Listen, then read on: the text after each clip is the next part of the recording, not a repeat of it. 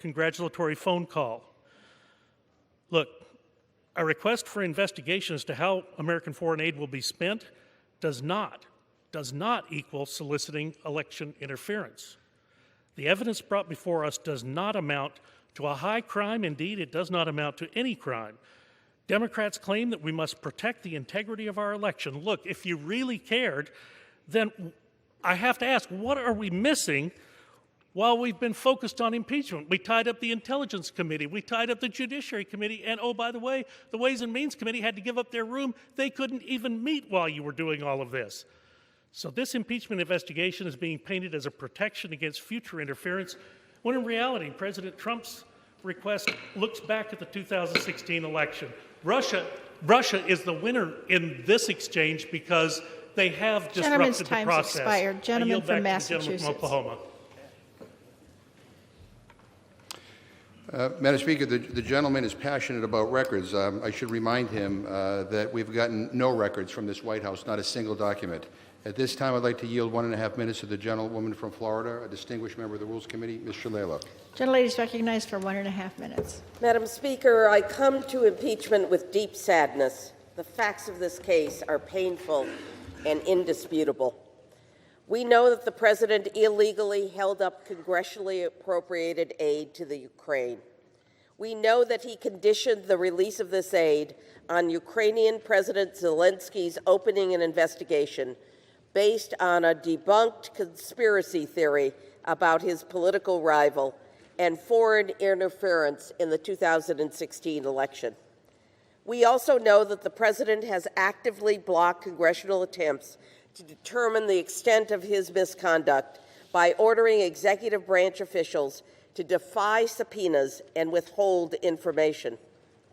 Despite the unprecedented obstruction from the President, the evidence in this case is powerful enough that to delay this vote any further would risk interference in the 2020 election and the permanent erosion of our system of checks and balances. Madam Speaker, this is not a matter of politics. This is a matter of protecting the integrity of our democracy for the next generation.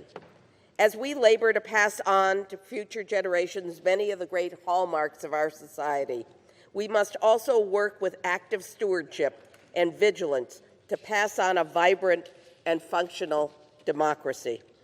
If we don't do our duty to protect the Constitution, the republic that we hand to our children will be less vibrant.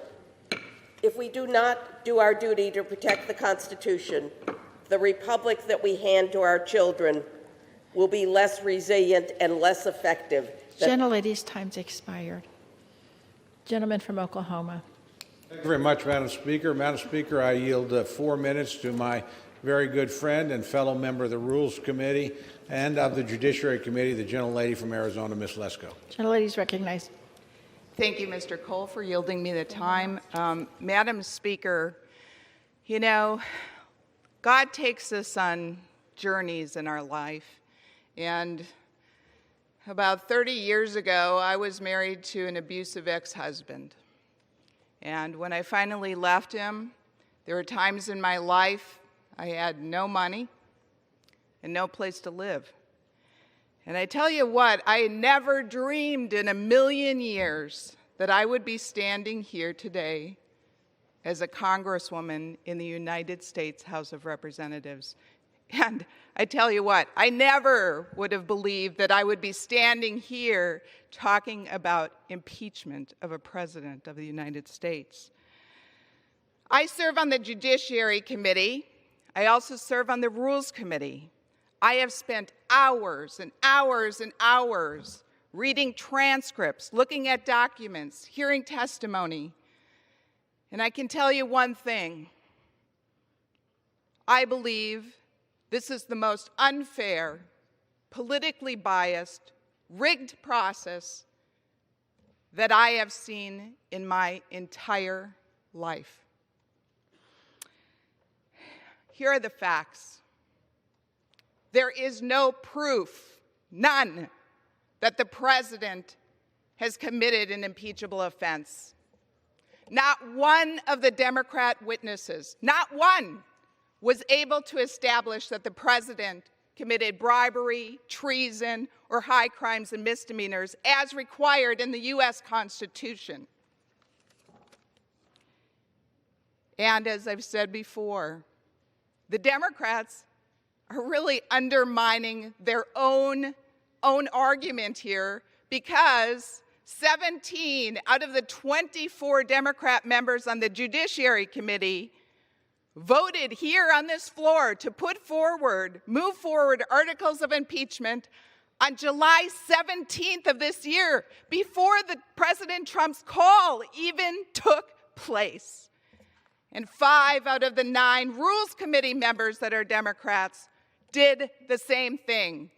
So if your argument is that this phone call is the main reason for this impeachable offense, why did you vote for impeachment, moving impeachment forward before the call even took place?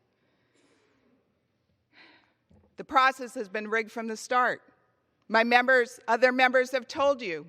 I mean, never in the history of the United States have we had impeachment that's gone through the Intelligence Committee in closed-door hearings, where a member of the Judiciary Committee, myself, wasn't even able to ask one single question of a fact witness. The whole thing's been rigged, been unfair. In the process that you had set forth, you made sure that the president didn't have any right to have his counsel there until judiciary. But by then it was too late. It was too late. Because there was no fact witnesses allowed in judiciary. So I couldn't even ask a question, nor could the president. This is the most partisan impeachment in the history of the United States. Not one Republican voted for it in Judiciary Committee, not one Republican voted for it in Rules, and not one Republican, I don't think, is going to vote for it here today. Madam Speaker, this is a sad day. I believe the Democrats are tearing this country apart. They're tearing families apart. May God continue to bless all of you. May God continue to bless the President of the United States. And may God continue to bless our great nation. And I yield back. Members are reminded to direct their comments to the chair. Gentleman from Massachusetts. Madam Speaker, if Republicans want to defend the president's indefensible behavior, they can do so. But I would urge my colleagues to stand up for the Constitution and to stand up for this country and our democracy. At this point, I'd like to yield 1.5 minutes to the gentleman from California, a distinguished member of the Rules Committee, Mr. DeSagne. Gentleman's recognized for 1.5 minutes. Thank you, Madam Speaker, and I want to take a minute to thank the leadership of the Rules Committee, Mr. McGovern and Mr. Cole, for our civility last night.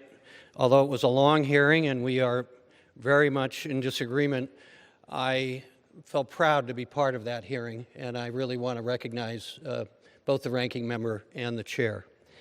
The previous speaker is part of that Rules Committee, and I would just say that the passion that she demonstrated in her comments, I can't say how much I completely disagree with her, which is a statement on the environment we find ourselves in, and I unfortunately agree with some of her comments, but where the responsibility is, I would put at the White House and the President. He is the divisive one. He is not trying to heal our wounds. The reality and urgency of this moment cannot be more consequential to the American democracy. This is not a hypothetical. President Trump violated the law and solicited foreign interference in our election. At the same time, objective experts have overwhelming evidence that Russia interfered in the 2016 election and is actively engaged in undermining the 2020 elections. Our vote today and the Senate's actions on impeachment have very real long-term consequences for American democracy. Where do we go from here if the Senate does not remove him? The President has a pattern of escalating behavior. The day before the special counsel testified to Congress that the Russian government interfered in our election in sweeping and systemic fashion, President Trump made this call. 2 days before that, the President says that Article 2 of the Constitution says that he can do whatever he wants. As Washington warned in his farewell address, foreign interference tampers with domestic factions and misleads public opinion. We must honor the nation that our founders envisioned and impeach this president for violating the law and betraying the American people. I yield back. Gentleman from Oklahoma. Thank you very much, Madam Speaker. I yield 2 minutes to my very good friend, distinguished member of the Armed Services Committee, former member of the Rules Committee, Mr. Byrne of Alabama. Gentleman's recognized for 2 minutes.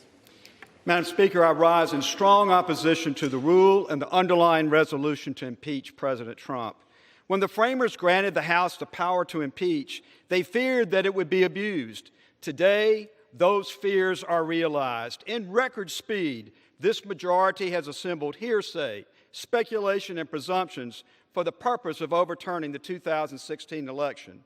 We're not here today, days before Christmas, because the majority has assembled a case against President Trump.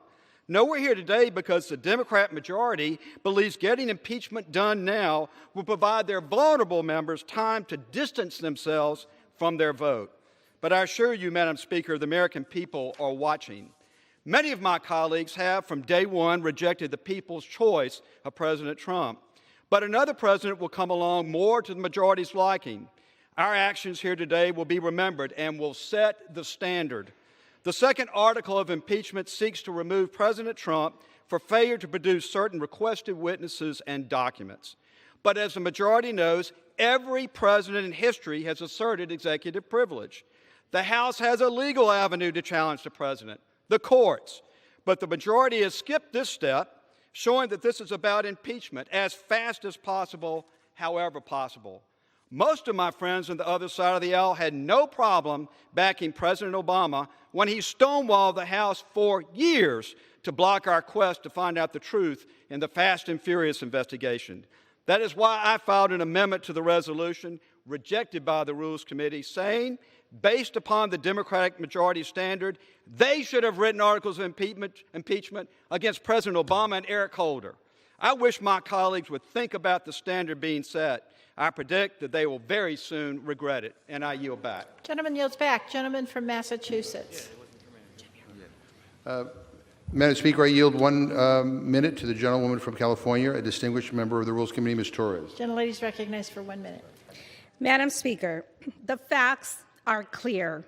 To quote the USA Today editorial board, Trump used your tax dollars to shake down a vulnerable foreign government to interfere in a U.S. election for his personal benefit. The rule of law is what gives our great country its strength.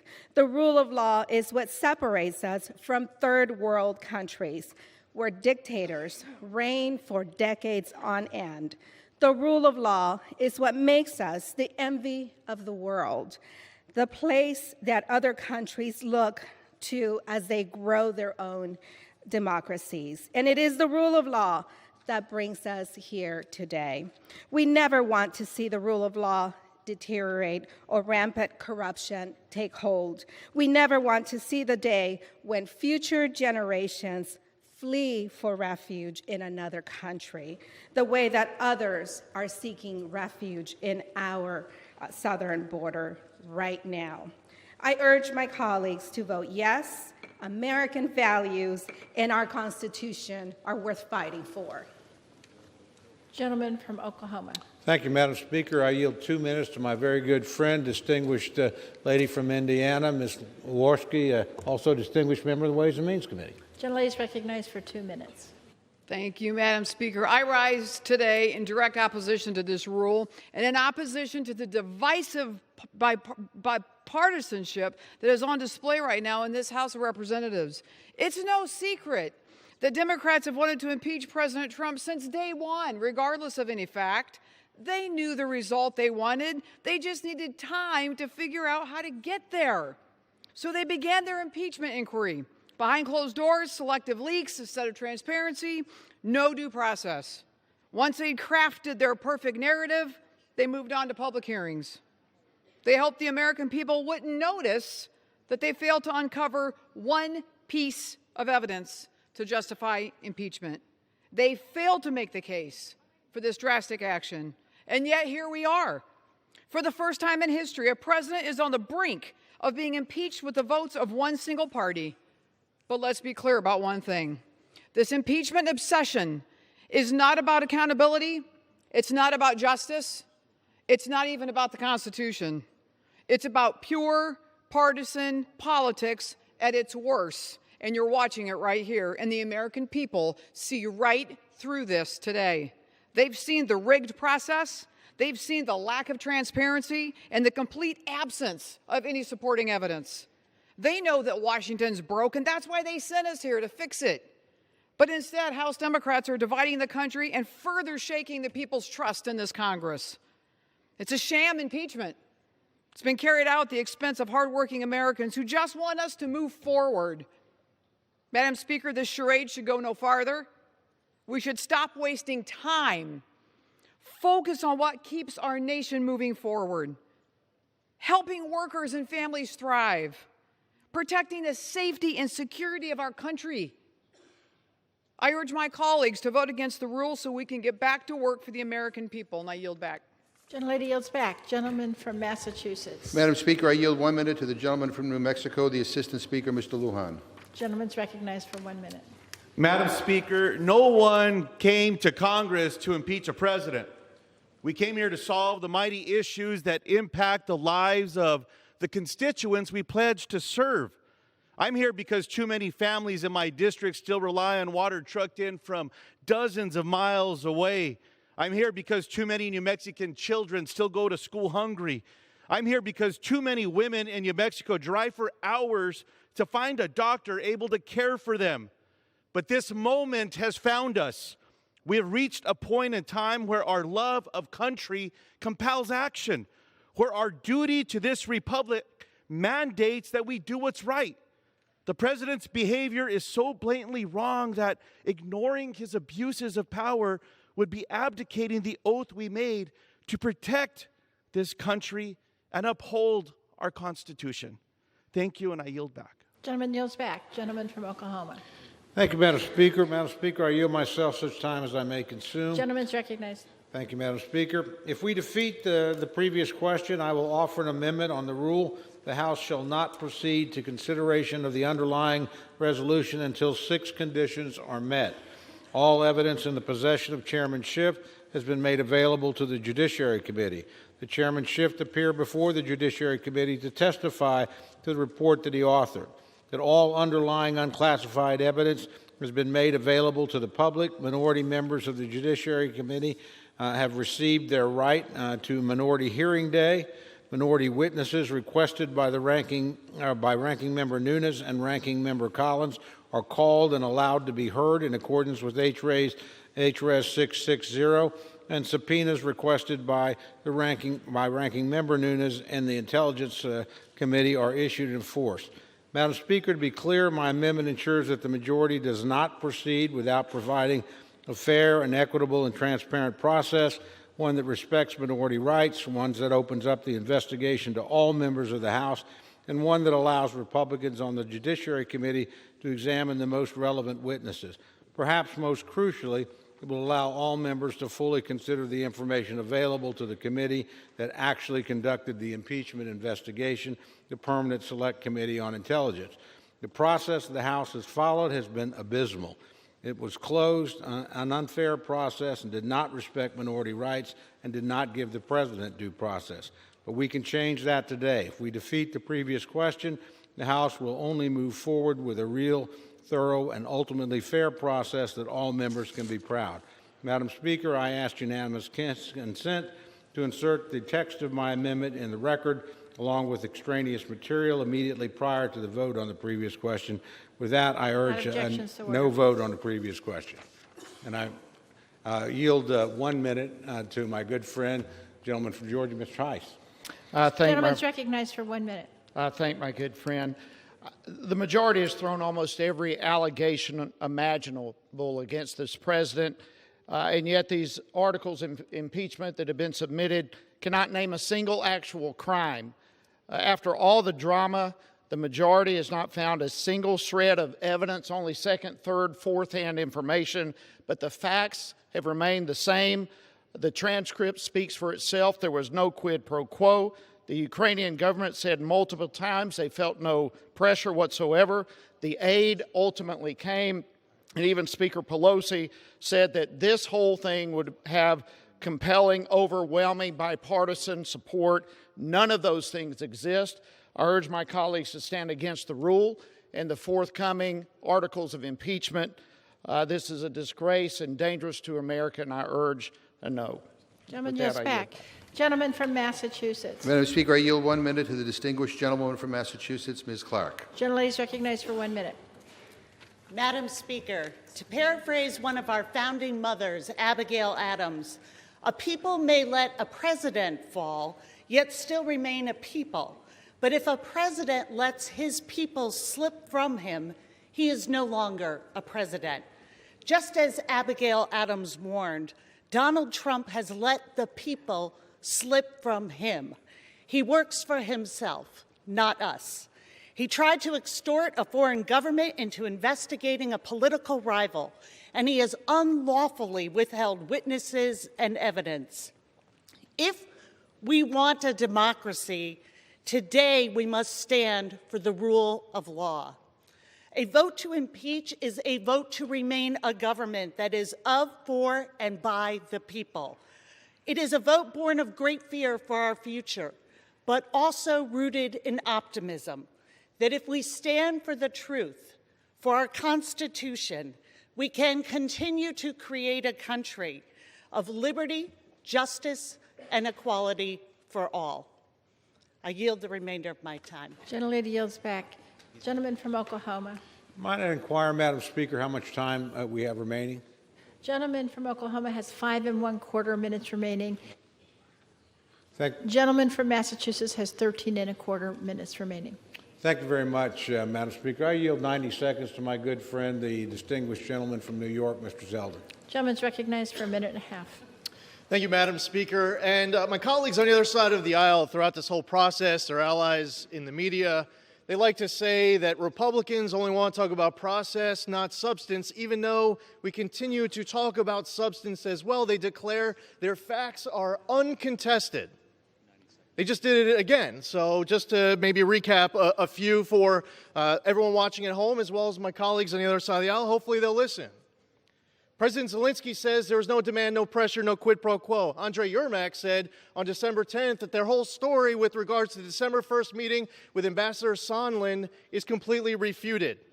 We heard from Ambassador Sondland himself, who admitted that he heard from President Trump that he didn't want any quid pro quo, and that he was guessing when he stated otherwise. Ambassador Sondland, that is, said that he was guessing and that no one on the planet had told him otherwise. Ambassador Volker tells us that President Zelensky didn't know that there was a hold on aid on July 25th. He didn't find out until after he read it in Politico on July 29th. The aid got released shortly thereafter, and Ukraine didn't have to do absolutely anything in order to get the hold released. When our colleagues on the other side of the aisle says that the July 25th call transcript says, "Do me a favor," we have to correct it time and again. It says, "Do us a favor." And if you look at that paragraph, it's only about Ukrainians interfering in the 2016 election. Now, if you want to ignore the Charlie op-ed, Chalupa working with the Ukrainian embassy to dig up dirt, the Black Ledger to bring down the Trump campaign, whether it's Avakov's statement or origins of the Steele dossier, these are all examples. Look at Ken Vogel's reporting from January 2017. It is irrefutable. These are all substance. So stop saying that the facts are uncontested. I yield back. Gentleman from Massachusetts. Madam Speaker, I ask unanimous consent to insert into the record page 69 of the Permanent Select Committee on Intelligence's November 20th open hearing, where Deputy Assistant Secretary of Defense Laura Cooper testified that the Department of Defense was not able to distribute all of the aid, with $35 million not provided since it was released so late. Without objection, so ordered. And I also ask unanimous consent to insert into the record a November 18th AP article entitled, "U.S. Officials Knew of Ukraine's Trump Anxiety."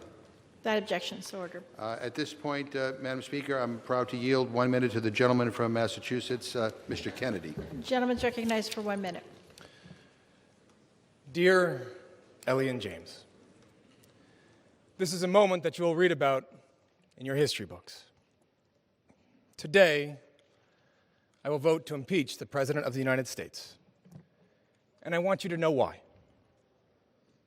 He broke our laws. He threatened our security.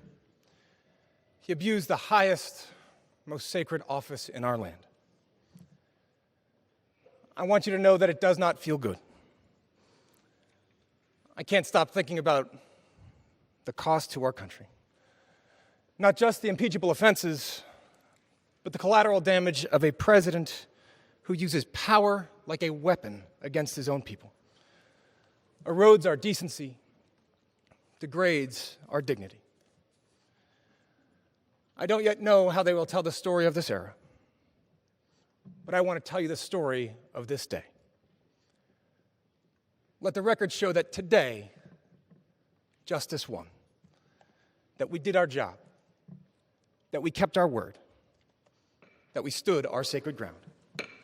Let the record show that we did not let you down. I love you. Listen to Mom. Gentleman's I'll be home time's soon. expired. Gentleman from Oklahoma. Thank you, Madam Speaker. I'm going to reserve my time for the moment. Gentleman reserves. Gentleman from Massachusetts. Madam Speaker, I'm proud to yield 1 minute to the gentlewoman from California, Ms. Lee. Gentlelady is recognized for 1 minute. Thank you very much, Madam Speaker. First of all, let me just say, I taught my children that there are consequences if they broke the law. I am saddened, but I'm not shocked that we are here today considering articles of impeachment against President Trump. I am saddened, but I'm not shocked because of the pattern of corruption we have seen from this president. Yes, I am saddened, but I'm not shocked because this president has routinely shown his disregard of Congress and the rule of law. The facts are not in dispute. The president abused his power, defied the public's trust, and betrayed his oath of office. He undermined our elections by corruptly soliciting foreign interference in our elections to benefit his own future re-election efforts. Then he obstructed Congress every step of the way in an effort to cover it all up. Donald Trump has been and remains a threat to our national security, a clear danger to our democracy, and wholly unfit to serve as President of the United States. We have an obligation to act today to uphold the Constitution, but also to show our children and grandchildren that no one is above the law, and that includes the President of the United States. Gentleman from Oklahoma. Thank you, Madam Speaker. I continue to reserve my time. Gentleman reserves. Gentleman from Massachusetts. Madam Speaker, I'm happy to yield 1 minute to the gentlewoman from Massachusetts, Ms. Trahan. Gentlelady is recognized for 1 minute. Thank you, Mr. Chairman. Madam Speaker, today I rise to defend our democracy. In this chamber, we debate the nation's most pressing issues, and often reasonable people can draw different conclusions. But not today.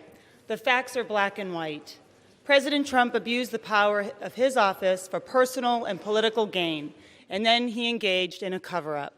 It is up to us to confront those facts and vote to preserve and protect our democratic republic.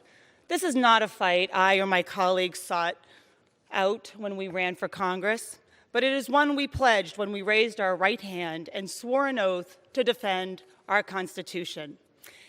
Anything other than a vote to impeach will be read as a vote endorsing a future president without rules or consequences. And anything goes, no holds barred brand of executive branch authority that will leave us weaker and surely undermine what the framers passed down. We owe it to future generations to transcend personal interests and party loyalty and vote our conscience for what's really at stake here today, the sanctity of our Constitution and the sanctity of our democracy. Thank you, and I yield back. Gentleman from Oklahoma. Thank you, Madam Speaker. I continue to reserve my Continues to time. reserve. Gentleman from Massachusetts. Madam Speaker, I'd like to ask unanimous consent to insert into the record an October 23rd New York Times article entitled, "Ukraine Knew of Aid Freeze by Early August, Undermining Trump Defense." Without objection, so ordered. At this point, I'd like to yield 1 minute to the gentleman from Maryland, Mr. Sarbanes. Gentleman's recognized for 1 minute. Thank the gentleman for yielding. Madam Speaker, I rise today in support of the 2 articles of impeachment against President Trump for abuse of power and obstruction of Congress. Voting to impeach the president is a weighty decision. It is not something you reach for. It's something you are brought to reluctantly when the evidence presented can no longer be denied. In this sober and historic moment, members of Congress are called upon to uphold our oath of office and our duty to the Constitution. Today, we answer that call. The President's actions compromise the national security of the United States, undermined the integrity of our democratic process, and betrayed the trust of the American people. In soliciting foreign interference, President Trump took direct aim at the heart of our democracy. The American people should decide our elections, not a foreign country. As long as the President continues to invite foreign interference into our democracy, the integrity of the 2020 election remains at risk. The question is, will Congress allow the President to place his personal interests above those of his country? I urge my colleagues in the House to join me in answering that question with a resounding no, because no one, not even the President of the United States, is above the law. I yield back. Gentleman from Oklahoma. Thank you, Madam Speaker. I continue to reserve my time. Gentleman reserves. Gentleman from Massachusetts. Madam Speaker, I ask unanimous consent to insert into the record an October 9 Politico magazine article entitled, "This is what a legitimate anti-corruption effort in Ukraine would look like," which explains that legitimate requests are made through the DOJ's Office of International Affairs and pursuant to the United States Mutual Legal Assistance Treaty. Without objection, so ordered. At this point, I'd like to yield 1 minute to the gentlewoman from Florida, Ms. Castro. Gentlelady is recognized for 1 minute. The President abused his power. He violated his oath of office. He sought to elevate himself as a dictator, a king. But we are not a monarchy. We are the United States of America. We are a republic, a democracy, where the executive does not have absolute power. America was founded on a system of checks and balances. When the President withheld military aid to vulnerable Ukraine and pressed for a personal favor to manufacture dirt against a political opponent, he went too far. He undermined America's national security. He sought to sabotage our elections. He elevated his personal interest over the interest of America. Then he tried to cover up his scandalous behavior, and he obstructed the investigation. He violated his oath of office, but I intend to uphold mine to protect and defend the Constitution of the United States of America. The President must be impeached today. I yield back. Gentleman from Oklahoma. Thank you, Madam Speaker. I continue to reserve my time. Gentleman reserves. Gentleman from Massachusetts. I ask unanimous consent to insert into the record a December 5th Boston Globe editorial entitled "Impeach the President." Without objection. And I ask unanimous consent to insert into the record a December 11th USA Today editorial entitled "Impeach President Trump. The President's Ukraine shakedown and stonewalling are too serious for the House to ignore." Without objection. At this point, I'd like to yield 1 minute to the gentlewoman from Florida, Ms. Wasserman Schultz. Gentlelady is recognized for 1 minute. Thank you, Madam Speaker. Madam Speaker, throughout this process, I listened as a member of the House Oversight Committee to career diplomats testify in depositions and found myself contemplating the gravity of this decision. One of my daughters asked then how I'd make my decision about impeachment. I told her that when her future children learn about President Trump's impeachment, they may ask, "Mommy, what did Grandma do?" I want my daughter to be able to tell her children, "Grandma did the right thing, because in America, no one is above the law." With his conduct around Ukraine, President Trump corruptly abused his power for his own interests at direct odds with our national welfare and our Constitution. This president put his interests before those of this nation. Left unchecked, he'd do it again, and has said so. The actions and ongoing schemes that led us to this moment are severe threats to our national security and democracy that we cannot defend or dismiss. With history watching, I must fulfill my constitutional duty and vote to impeach this president. His corrupt conduct and assault on our Constitution leave no other choice. I yield back. Gentleman from Oklahoma. Thank you, Madam Speaker. I continue to reserve my time. Gentleman from Massachusetts. Madam Speaker, I yield 1 minute to the gentleman from California, Mr. Khanna. Gentleman is recognized for 1 minute. Thank you, Madam Speaker. Today, the House is voting to affirm a conservative principle. What makes America the strongest and most prosperous nation in the world is our reverence for the rule of law. It is our love of the law that protects our freedoms, our private property, our families from the exercise of arbitrary power. The real threat to American leadership in the 21st century is internal decline. We choose not to stand idly by while we see the corrupting of our body politic with an attitude that might makes right that winners don't have to follow the rules. In voting to impeach, we remember Lincoln's Lyceum Address. Let every American, every lover of liberty, every well-wisher to his posterity swear by the blood of the Revolution never to violate in the least particular the laws of this country, and never to tolerate their violation by other. Let it be taught in schools and seminaries and in colleges. Let it be written in primers, spelling books, and in almanacs. Let it be preached from the pulpit, proclaimed in legislative halls, and enforced in the courts of justice. And in short, let it become the political religion of the nation. Gentleman from Oklahoma. Thank you, Madam Speaker. I continue to reserve. Just to advise through the chair, my friend, I'm waiting for an additional speaker, but we reserve our time at this point. Gentleman reserves. Gentleman from Massachusetts. Madam Speaker, I ask unanimous consent to insert into the record a December 17th CNN article entitled, "Fact Check, Trump's Wild Letter to Pelosi is Filled with False and Misleading Claims." Without objection. Madam Speaker, I yield 1 minute to the gentleman from North Carolina, Mr. Butterfield. Gentleman's recognized for 1 minute. I thank the gentleman. Madam Speaker, I rise on this solemn occasion as we, the House of Representatives, exercise the power given to us by the United States Constitution. The original Constitution was flawed in some respects, but with respect to presidential misconduct, it was unmistakable. The framers knew that presidents could be corrupt or abusive with their power, and so impeachment was written into our organic laws. Since taking office nearly 3 years ago, President Trump has consistently and intentionally divided this country. He has consistently encouraged foreign actors to interfere in our elections. He has thumbed his nose, Madam Speaker, at the legislative branch. Enough is enough. We must protect our Constitution, our democracy. I will vote today to prefer serious charges against President Trump and deliver the charges to the Senate for trial, a place where President Trump can defend himself and attempt, if he chooses, to convince the Senate and the American people that his conduct does not violate the Constitution. I thank the gentleman. I yield back. Gentleman yields back. Gentleman from Oklahoma. Thank you very much, Madam Speaker. I yield 1 minute to my good friend, distinguished combat veteran for our country, Mr. Baird of Indiana. Gentleman's recognized for 1 minute. Madam Speaker, today marks a sad day for America. Instead of getting to work to solve the issues of our time, the House Democrats have decided to try to discredit President Trump and the undue results of the 2016 election. The facts here are clear. The president did not commit any crimes. He did not break any laws, and there was no quid pro quo. This has been a secretive, misdirected process from the very beginning, and the American people see right through it. I look forward to voting against this impeachment charade and getting back to work to support the efforts of President Trump to continue growing our economy, creating jobs, and improving the lives of all Americans. I yield back the balance of my time. Gentleman yields back. Gentleman from Massachusetts. Madam Speaker, I yield 1 minute to the gentleman from Pennsylvania, Mr. Boyle. Gentleman's recognized for 1 minute.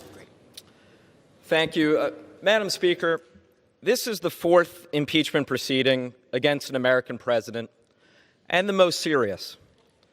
The president committed numerous crimes threatening the national security.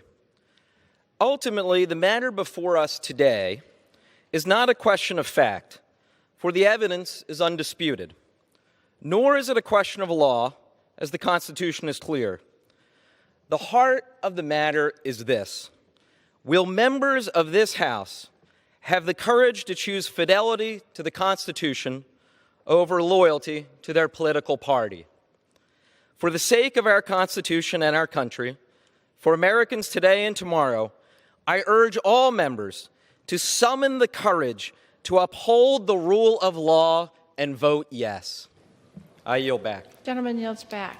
Gentleman from Oklahoma. Thank you, Madam Speaker. I continue to reserve my time. Gentleman reserves. Gentleman from Massachusetts. Madam Speaker, I yield 1 minute to the distinguished gentleman from Missouri, Mr. Clay. Gentleman's recognized for 1 minute. Madam Speaker, I rise today to hold Donald John Trump accountable for his repeated abuse of power, his deliberate obstruction of the House's constitutionally mandated oversight responsibilities, and his unprecedented misuse of the presidency to weaken the separation of powers and subvert our Constitution by dangling $391 million in congressionally appropriated tax dollars over the head of an embattled ally in order to coerce a fraudulent investigation into a potential political opponent. Our founders feared a lawless, amoral president would willfully put national security at risk for his own personal gain.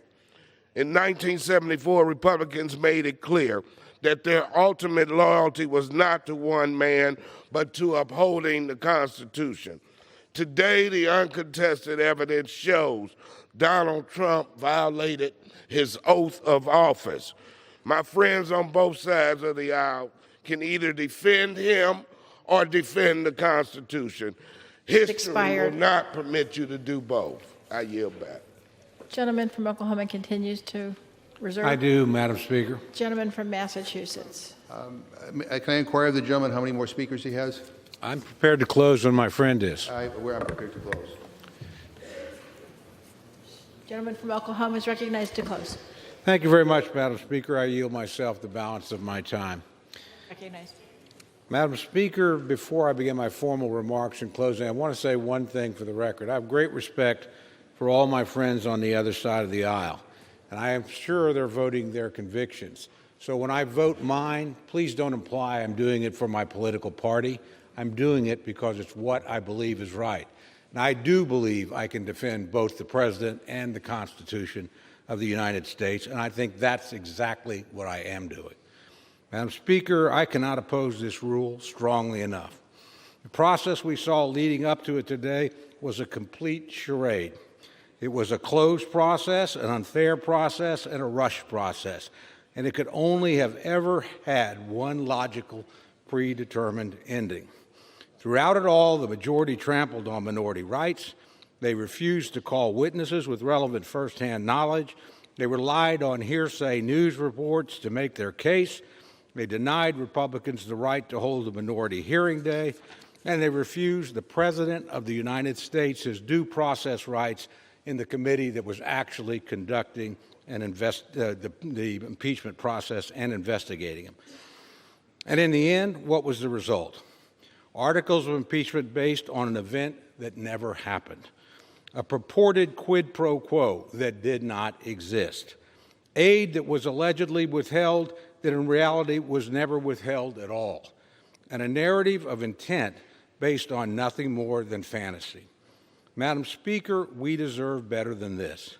Impeachment is the most consequential act the House of Representatives can undertake. It must not and cannot be based on a flawed process. It cannot come at the expense of minority rights or due process to the accused. It cannot be based on a vendetta against the President that the majority has pursued since the day it was elected. And it cannot be based on nothing more than spin and hearsay. I oppose this rule, and I oppose the flawed and unfair process. Madam Speaker, it's a very solemn vote that all of us will cast. I want to end by, number one, thanking my good friend, the chairman of the Rules Committee, for conducting the kind of hearing he conducted yesterday. But I also want to underscore again, we are very violently opposed to the process, very strongly opposed to the rule, think this is a charade and been very unfair. So, Madam Speaker, I urge my colleagues to vote no on the previous question, no on the rule, no on the underlying measure, and I yield back the balance of my time. Gentleman from Massachusetts. I yield myself the remaining time. Gentleman's recognized. Madam Speaker, let me thank my friend Mr. Cole for his kind words, and I appreciate his leadership in the Rules Committee and the fact that he respects this institution. But Madam Speaker, let me say again what happened here. The President withheld congressionally approved military aid to a country under siege to extract a personal political favor. That's a cold, hard fact. The question before us comes down to this. Should a president be allowed to ask a foreign nation to interfere in an American election?